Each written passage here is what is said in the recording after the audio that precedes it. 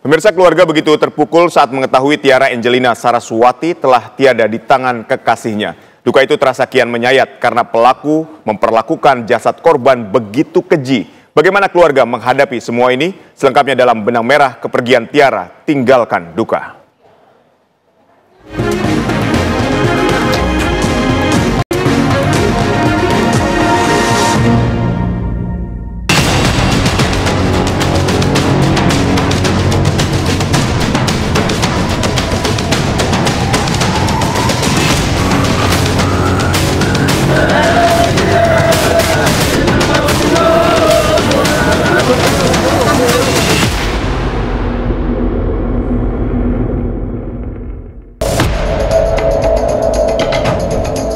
Kepergian Tiara Angelina Saraswati secara tragis di tangan kekasihnya menyedot perhatian massa.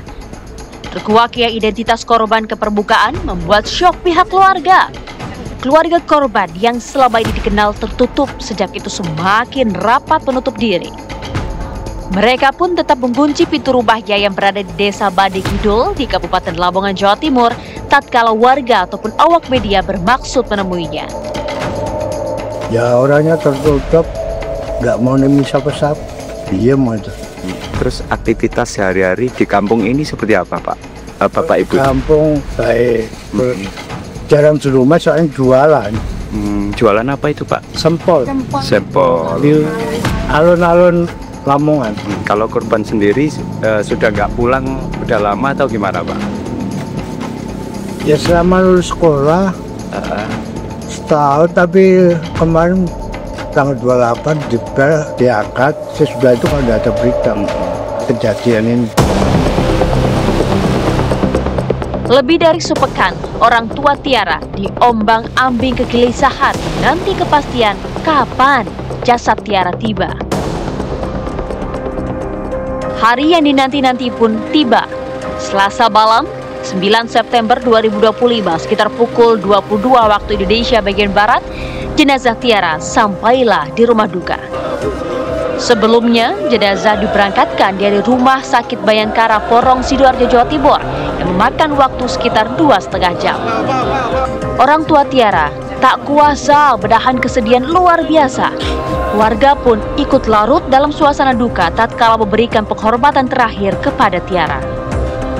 Malam itu juga jenazah Tiara dimakamkan.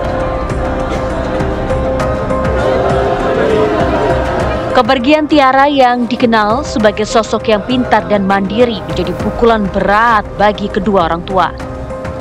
Ya dari kemarin ya saya mendampingi bapak, jadi bapaknya almarhumah. Jadi ya mungkin secara mental pasti terpukul, Pak ya.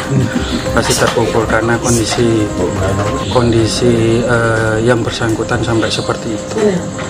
Cuma kemarin titiknya ke saya untuk sementara bapak kan tidak berani dulu tampil ke media karena ya itu tadi dia sangat terpukul itu tadi. Terus jadi sementara mungkin saya mewakili keluarga untuk menyampaikan apa yang diinginkan dari keluarga.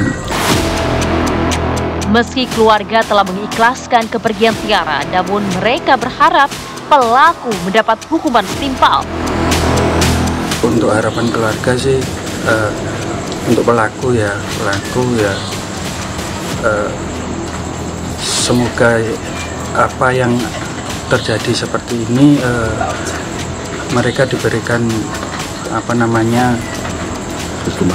hukuman yang sesuai, yang setimpal dengan apa yang ada di hukum Indonesia ini, sesuai dengan perbuatannya semaksimal mungkin. Semoga dia juga diberikan kesempatan untuk bertobat, untuk menyesali perbuatannya. Keluarga sih sudah mengikhlaskan, tapi ya masalah hukum kita serahkan kepada yang berwajib. Assalamualaikum. Keesokan hari usai pemakaman, orang tua Tiara menerima kunjungan jajaran Polres Mojokerto yang menyampaikan bela sungkawa. Dalam kesempatan ini, ditegaskan pula bahwa penyidikan kasus ini akan terus dijalankan secara profesional dan transparan. Proses terus berjalan, maraton pemeriksaan kami laksanakan, dan tentunya kami profesional, kita dudukkan faktanya, siapa berbuat apa, persangkaan pasal apa yang dikenakan terhadap yang bersangkutan, alat bukti sudah cukup, dan tentunya kami juga mendatangi keluarga korban untuk memastikan melengkapi serangkaian berkas pemeriksaan, salah satunya adalah keterangan dari kedua orang tuanya. Kasus pembunuhan disertai mutilasi yang dilakukan Alfie Maulana terhadap kekasihnya, Tiara Angelina Saraswati, memberi pelajaran penting bahwa kejadian tersebut tidak lepas dari dinamika hubungan yang tidak sehat hingga berpotensi mendorong seseorang gelap mata dan berbuat nekat. Ketika seseorang menjalin relasi dengan orang lain, baik itu relasi khusus seperti relasi romantis atau relasi seperti pada umumnya, tentu ada harapan-harapan dari proses berelasi tersebut gitu. Maka apabila yang dimaksud adalah bagaimana supaya semua pihak itu mendapatkan manfaat, tentu ada proses yang berimbang, ada proses yang semacam saling melengkapi atau saling take and give gitu ya. Karena apabila hanya salah satu pihak yang kemudian terus mengupayakan sementara pihak yang lain berada dalam kondisi yang justru lebih tertekan, maka ada situasi-situasi timpang yang akan mudah membuat reaksi-reaksi emosional tertentu. Secara umum sebetulnya dalam berelasi seperti itu ya. Orang yang mengalami gangguan psikopatologis misalnya, memang tidak serta-merta bisa komunikasi dengan baik. Kenapa? Karena dia merasa sebetulnya orang seperti ini sudah tidak ada lagi kontrol masyarakat. Dia mengabaikan kontrol masyarakat. Apakah ini di masyarakat kita itu berdampak atau enggak? Dia sudah tidak memikirkan itu, sehingga yang keluar dalam komunikasinya itu kadang tidak bisa diprediksikan sama dengan apa yang mereka lakukan. Seperti itu. Problem seperti ini biasanya juga dipengaruhi oleh trauma masa lalu sebetulnya. Trauma masa lalu, pengalaman traumatis yang mendalam itu dapat memicu dendam sumak tinggi.